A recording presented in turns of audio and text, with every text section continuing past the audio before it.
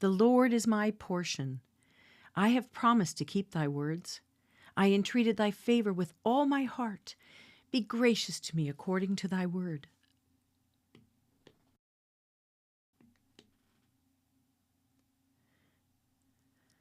Let your light shine before men in such a way that they may see your good works and glorify our Father who is in heaven.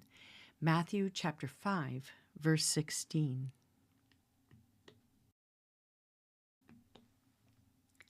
Ecclesiastes 8, verses 1 through 10. 20. Who is like the wise man, and who knows the interpretation of a matter? A man's wisdom illumines him and causes his stern face to beam. I say, keep the commandment of the king because of the oath before God. Do not be in a hurry to leave him. Do not join in an evil matter, for he will do whatever he pleases. Since the word of the king is authoritative, who will say to him, "What are you doing?" He who keeps a royal command experiences no trouble, for a wise heart knows the proper time and procedure. For there is a proper time and procedure for every delight, though a man's trouble is heavy upon him. If no one knows what will happen, who can tell him when it will happen? No man has authority to restrain the wind with the wind, or authority over the day of death. And there is no discharge in the time of war, and evil will not deliver those who practice it. All this I have seen and applied my mind to every deed that has been done under the sun, wherein a man has exercised authority over another man to his hurt. So then, I've seen the wicked buried, those who used to go in and out from the holy place, and they are soon forgotten in the city where they did thus. This too is futility. Because the sentence against an evil deed is not executed quickly, therefore the hearts of the sons of men among them are given fully to do evil. Although a sinner does evil 100 times and may lengthen his life, still I know that it will be well for those who fear God, who fear him openly. But it will not be well for the evil man, and he will not lengthen his days like a shadow, because he does not fear God. There is futility which is done on the earth. That is, there are righteous men to whom it happens according to the deeds of the wicked. On the other hand, there are evil men to whom it happens according to the deeds of the righteous. I say that this too is futility. So I commended pleasure, for there is nothing good for a man under the sun, except to eat and to drink and to be merry, and this will stand by him in his toils throughout the days of his life, which God has given him under the sun. When I gave my heart to know wisdom and to see the task which has been done on the earth, even though one should never sleep, day or night, and I saw every work of God, I concluded that man cannot discover the work which has been done under the sun. Even though man should seek laboriously, he will not discover. And though the wise man should say, "I know," he cannot discover. For I have taken all this to my heart and explain it, that righteous men, wise men, and their deeds are in the hand of God. Man does not know whether it will be love or hatred. Anything awaits him. It is the same for all. There is one fate for the righteous and for the wicked, for the good, for the clean, and for the unclean, for the man who offers a sacrifice and for the one who does not sacrifice. As the good man is, so is the sinner. As the swearer is, so is the one who is afraid to swear. This is an evil in all that is done under the sun, and there is one fate for all men. Furthermore, the hearts of the sons of men are full of evil, and insanity is in their hearts throughout their lives. Afterwards they go to the dead. For whoever is joined with all the living, there is hope. Surely a live dog is better than a dead lion. For the living know they will die, but the dead do not know anything, nor have they any longer a reward, for their memory is forgotten. Indeed, their love, their hate, and their zeal have already perished, and they will no longer have a share in all that is done under the sun. Go then, eat your bread in happiness, and drink your wine with a cheerful heart, for God has already approved your works. Let your clothes be white all the time, and let not oil be lacking on your head. Enjoy life with the woman whom you love all the days of your fleeting life, which he has given to you under the sun. For this is your reward in life and in your toil in which you have labored under the sun. Whatever your hand finds to do, do it with all your might. For there is no activity or planning or knowledge or wisdom in Sheol where you are going.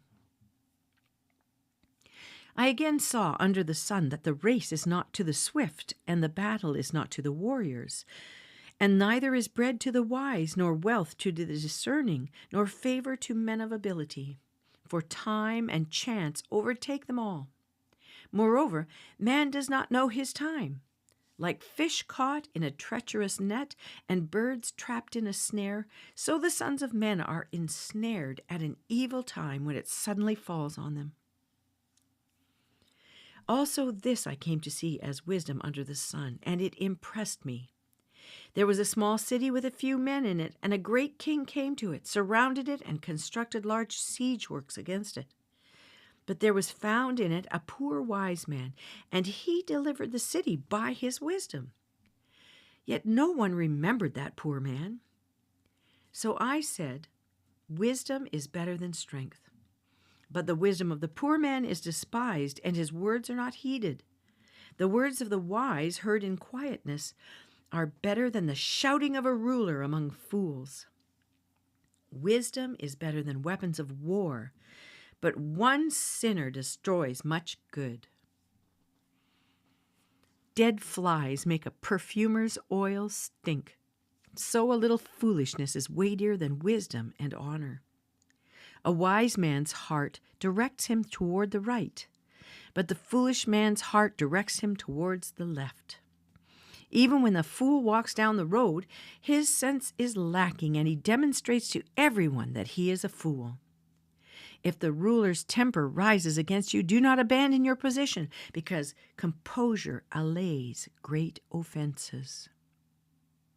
There is an evil I've seen under the sun, like an error which goes forth from the ruler. Folly is set in many exalted places, while rich men sit in humble places. I have seen slaves riding on horses and princes walking like slaves in the land. He who digs a pit may fall into it, and a serpent may bite him who breaks through a wall. He who quarries stones may be hurt by them, and he who splits logs may be endangered by them. If the axe is dull and he does not sharpen its edge, then he must exert more strength. Wisdom has the advantage of giving success. If the serpent bites it before being charmed, there's no profit for the charmer. Words from the mouth of a wise man are gracious, while the lips of a fool consume him. The beginning of his talking is folly, and the end of it is wicked madness. Yet the fool multiplies words. No man knows what will happen, and who can tell him what will come after him? The toil of a fool so wearies him that he does not even know how to go to a city. Woe to you, O land, whose king is a lad, and whose princes feast in the morning. Blessed are you, O land, whose king is of nobility, and whose princes eat at the appropriate time, for strength and not for drunkenness. Through indolence the rafters sag, and through slackness the house leaks. Men prepare a meal for enjoyment, and wine makes life merry, and money is the answer to everything.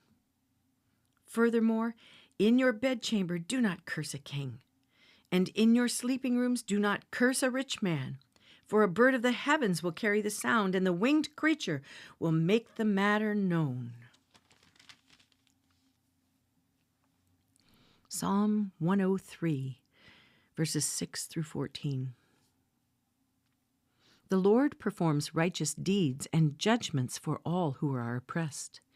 He made known his ways to Moses, his acts to the sons of Israel.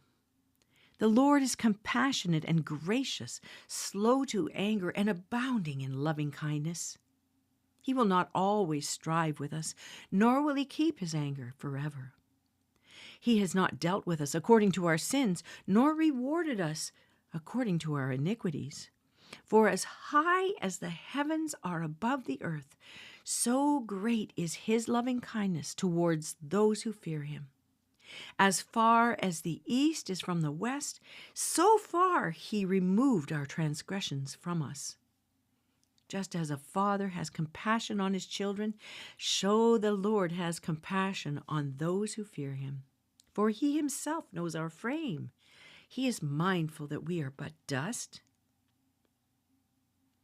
Proverbs 24, verses 10 through 12. If you are slack in the day of distress, your strength is limited. Deliver those who are being taken away to death, and those who are staggering to slaughter. Oh, hold them back. If you say, "See, we did not know this," does he not consider it who weighs the heart? And does he not know it who keeps your soul? And will he not render to man according to his work? 1 Corinthians 10, verses 14 through 33. Therefore, my beloved, flee from idols. Flee from idolatry. I speak as to wise men. You judge what I say. Is not the cup of blessing which we bless a sharing in the blood of Christ? Is not the bread which we break a sharing in the body of Christ? Since there is one bread, we who are many are one body, for we all partake of the one bread. Look at the nation Israel. Are not those who eat the sacrifices sharer in the altar? What do I mean then? That a thing sacrificed to idols is anything, or that an idol is anything? No, but I say that the things which the Gentiles sacrifice, they sacrifice to demons and not to God. And I do not want you to become sharers in demons. You cannot drink the cup of the Lord and the cup of demons. You cannot partake of the table of the Lord and the table of demons. Or do we provoke the Lord to jealousy? We're not stronger than he, are we? All things are lawful, but not all things are profitable. All things are lawful, but not all things edify. Let no one seek his own good, but that of his neighbor. Eat anything that is sold in the meat market without asking questions for conscience sake. For the earth is the Lord's and all it contains. If one of the unbelievers invites you and you want to go, eat anything that is set before you without asking questions for conscience sake. But if anyone says to you, "This is meat sacrificed to idols," do not eat it, for the sake of the one who informed you and for conscience sake. I mean, not your own conscience, but the other man's. For why is my freedom judged by another's conscience? If I partake with thankfulness, why am I slandered concerning that for which I give thanks? Whether then you eat or drink or whatever you do, do all to the glory of God. Give no offense either to Jews or to Greeks or to the church of God, just as I also please all men in all things, not seeking my own profit, but the profit of the many, so that they may be saved.